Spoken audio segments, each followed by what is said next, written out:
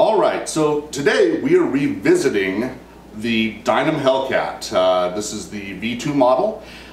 We've recently done a video about this, both the unboxing and build, made in flight and crash, and today we're going to be doing a repair and rebuild of it.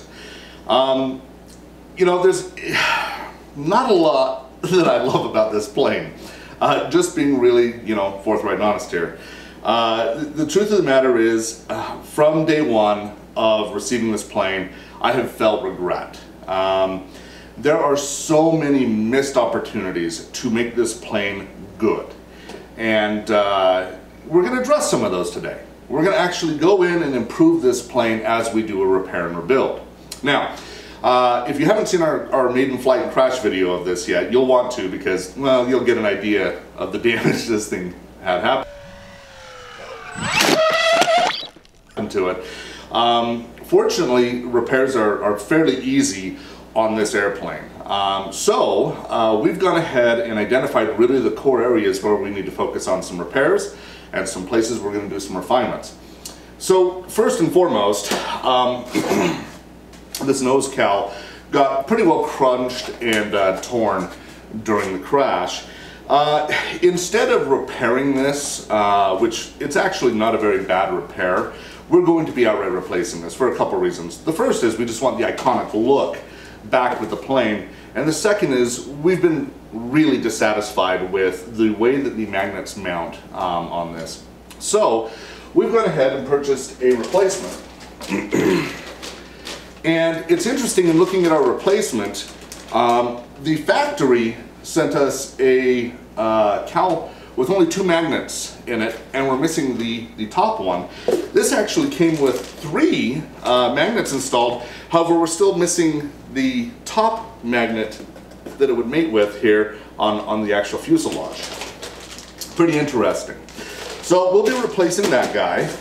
Our poor cockpit glass got completely destroyed, and luckily we were able to find the pilot. But he just doesn't look quite right, and not very aerodynamic. So we've gone ahead and also found a new cockpit glass.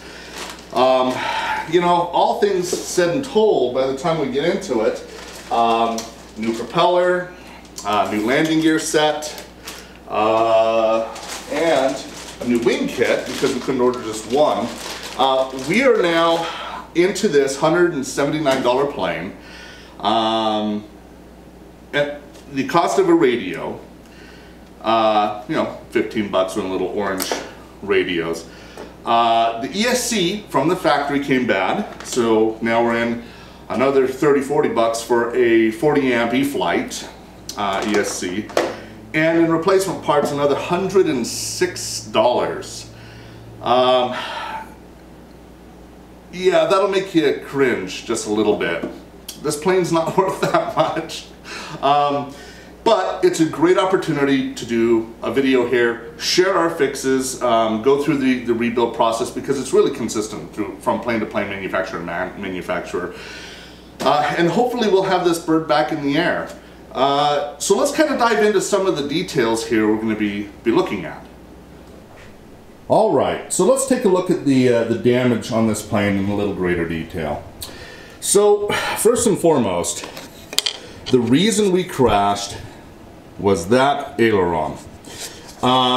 You can see the live foam hinge tore completely out, and I'm really shocked at how brittle and poorly built this is.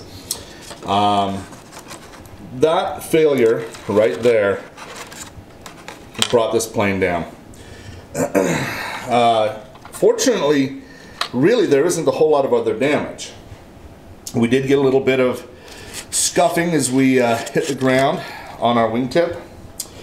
And we have our landing gear that has definitely seen better days. Now, here's the thing with the landing gear. And let me grab this one over here so I can show you. This gear, actually let's turn around this way and we'll even pull this out. This gear has a pin.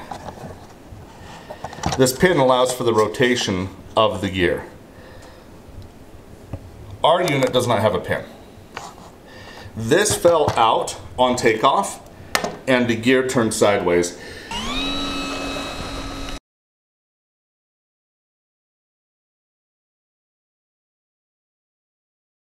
Even, you know, coming in for as delicate of a landing as we could have, we still had a landing gear failure long before, well, moments before we had our aileron fail.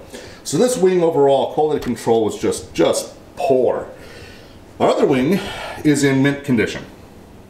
So our goal is going to be, let's move our servos over to our new wings that we've got over there. Move our landing gear. Actually, we're not going to move this landing gear. We're abandoning it for a new gear. That will actually take care of the wings themselves.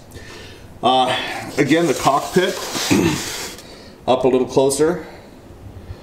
This is a really easy repair. We're just going to glue our pilot back in and pull off this old glazing and we'll be in great shape. Let's move to the back of the plane. So again, the live foam hinge failed. Now, there is no impact damage on this anywhere. How this tore, I don't know. Our rudder is in good shape, still attached. Now, let's get into the biggie. So, that's our motor and motor mount outside of the plane. The way that this plane is built, it has a insert. There we go. Now we can see that. Where the motor mount sits. And it more or less just floats in that space. There's roughly a 1/2 inch of foam behind it. And that's what holds your motor in place. It's shockingly inadequate. All right, there we go. So there's a better view. So our firewall support is completely blown out on both sides. Now, the only way to truly repair this is to replace the entire fuselage. And I refuse to do that and spend that much more money on this plane. So we're going to be using foam tack. Favorite glue, super flexible. It's going to be strong, contact adhesive. It's going to take care of that just fine. But the other thing that's interesting is, and it goes back to the poor build quality of this plane overall, is we have a complete delamination all the way down to the middle of the plane. The glue has just completely come undone. So, very disappointing. Again, it speaks to the build quality of this plane. Just really quite dismal. But everything here is hopefully repairable. Hey, how's it going? So, we're going to go ahead and dive in, address these items, and we'll see if we can't get this plane being flight worthy again.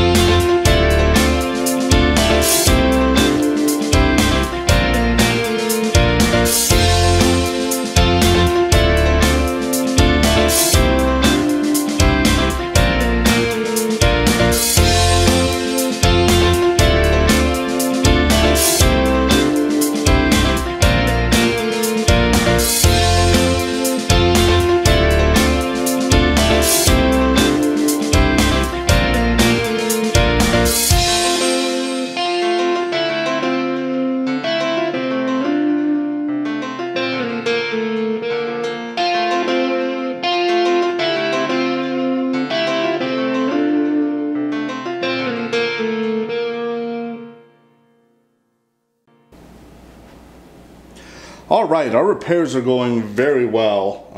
We've got our wings replaced, new landing gears installed, a bunch of the internal problems with the foam are fixed. Now it's time we tackle this guy back here. So we had kind of pointed out early on this plane in our reviews that this LiPo hinge was very inadequate, and sure enough, that's what failed, taking our aileron out and crashing the plane. Well, we're going to go through and we're going to change out ailerons. Our elevator obviously needs it, and our rudder to being mechanical hinges. Now, this is actually a really easy project here. So we've already had nature sort of help us here with our tear. And I'm just kind of feeling how rough that is. We're going to go ahead and just kind of continue that through over here on the other side. Now, if you've built balsa planes before, this is a little cheat that I've learned from doing that works really well. And this is a great repair on your airplane. Here we go. Beautiful. All right. So these are the mechanical hinges that we are going to be using. Basically 2 roughed up pieces of plastic and a pin connecting them. Now our goal is we want 3 per side. So we're going to space ours out, probably something close to that.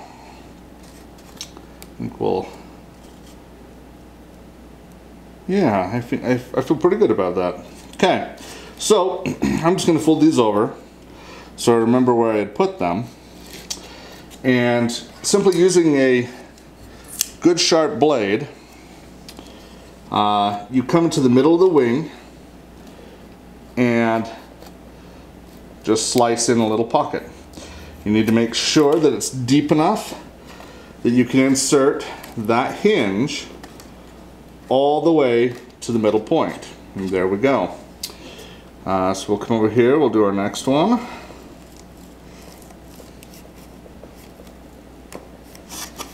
Okay, same thing, and our final one.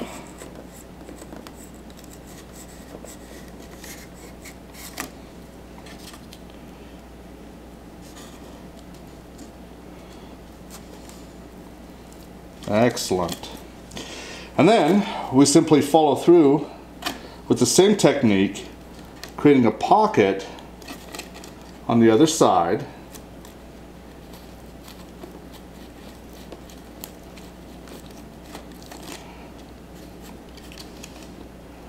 where we overlap. Go ahead and flip those down just so it's a little easier for the cutting. And obviously I'm cutting a bit blind here. Make sure you don't stick yourself in the finger. There we go. Now we can take and insert this. Now it's also just a good reminder, I've got my control horn disconnected from my push rod. And that's just so I'm not straining my servos while I'm doing this. Getting just a little tricky getting these ones in there. Just double check our cuts are open, give them a little wiggle.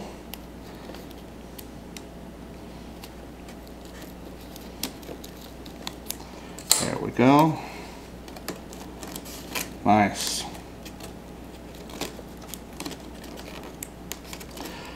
Perfect. Line that up, close that gap, and that'll give us a really strong hinge. Obviously we'll continue that on this side. And then the only thing we need remaining is a little thin CA glue, and this is foam safe, very important on a foam plane. Anyways, we line that up, and a few drops of CA will wick down into the foam. Now, if you're a little nervous, you can pull those out, put your CA in, close the gap, and we're good to go with this fix. So I'll go ahead and wrap this up, and then we can move on to the next step.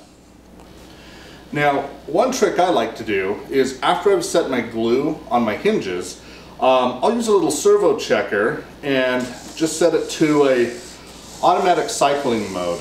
And what that does is that prevents, just in case I got any glue inside that joint of the hinge, it prevents that from sticking and solidifying and actually locking the hinge in one position. So I'll just leave this running here for a few minutes while that CA glue dries, and just move right on to the next control surface. Alright, so if we've done everything right, this plane should be airworthy again. So let's go ahead and we'll install our battery. Now with this plane, I obsessively make sure my radio's turned on first. That's a good sound. Even better. Okay. Well, right out of the gate it looks pretty good. We've got our ailerons. Flaps are functional. Angry servos, but functional. And let's we've got our elevator control. Excellent. So let's go ahead and try a thrust check on this thing.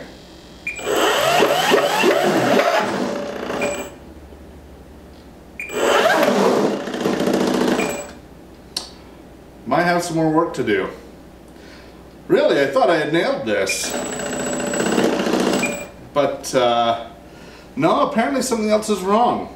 So we'll go back and do a little more digging. Looks like our LEDs are even working. That's great.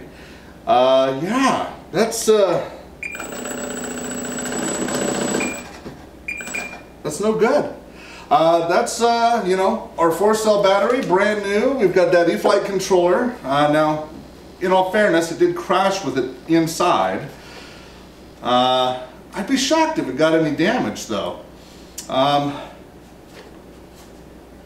Go ahead and just we'll disconnect and reconnect just in case. Okay. Well, that motor's angry. Well, we'll do some more digging here, see if we can't figure out what's going on. Alright, so I'm toying with making some really bad decisions. So the motor and ESC from this plane, they're toast.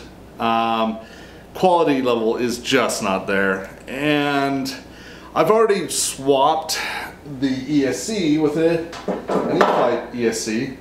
I'm toying with doing that with the motor too. I've got a, what do we got here? Power 15. Well, I'm figuring if I'm going to go there, then I may as well grab the prop 4-blade and throw that on from my P47 and just replace the entire power plant. At this point, it's kind of becoming an E-flite plane. I don't know what to say.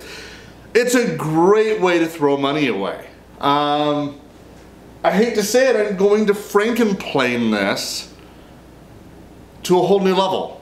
So don't judge me. I'm just trying to make it fly. The one bonus is if it ever does get in a wreck again, because of the engine mounting or the motor mounting plate, that'll actually sit flush. And your battery sits right here, which means that you won't destroy your battery. Yeah, I destroyed a brand new 4-cell on this thing because that hangs out and the battery ran right into it. So here we go. I think I've officially just sold my soul. Yeah, and I already have regrets. So let's see how this turns out. Alright, well, let's see if these fixes fix our problem. There we go. Got our 4-cell. go, everything's happy. Let's give it a thrust check.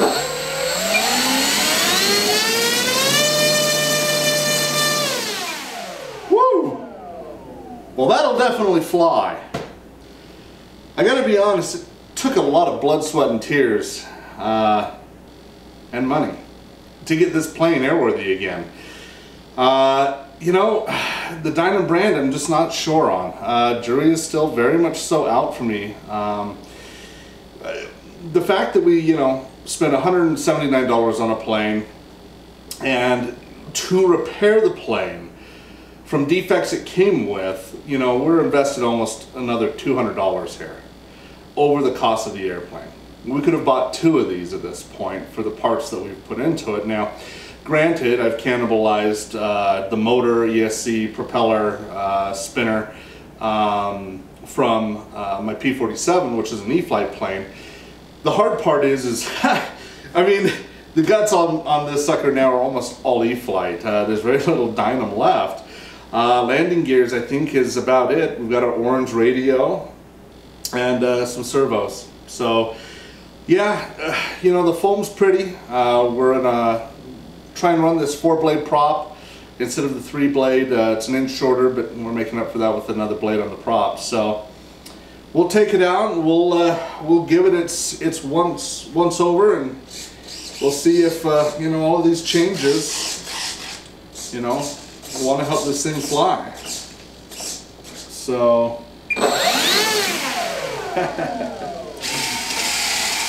there we go. Our flaps are working too. Yeah, she's ready to go back in the air. So you know, we'll maiden flight this plane, and we'll come back to see how it does. But I mean, overall, if I was going to give a suggestion on this plane, a recommendation, I'd say don't buy it. If you're into the hobby, you know, you've already got your brand preferences. If you're new to the hobby, I would recommend honestly going with an E-flite plane. They have things available, planes available that are on the same price point as this, with a lot better reliability and support. And if you spend a little bit more, you can get a receiver, for instance, that has AS3X or SAFE, and remove a lot of, you know, new flight, new pilot jitters. So overall, I think this plane is as far as I'm willing to take her, and whatever happens, happens. And you know, that's kind of the interesting thing with this hobby, is that you reach a point where it's really in time to move on to the next plane, and we'll just see how she does. I have to admit, she flew pretty okay. Landing, not so much, but hey, you know, it gives me enough hope that I'm willing to try this one last time. So tune in next time where we do the maiden flight of this plane, and yeah, keep flying.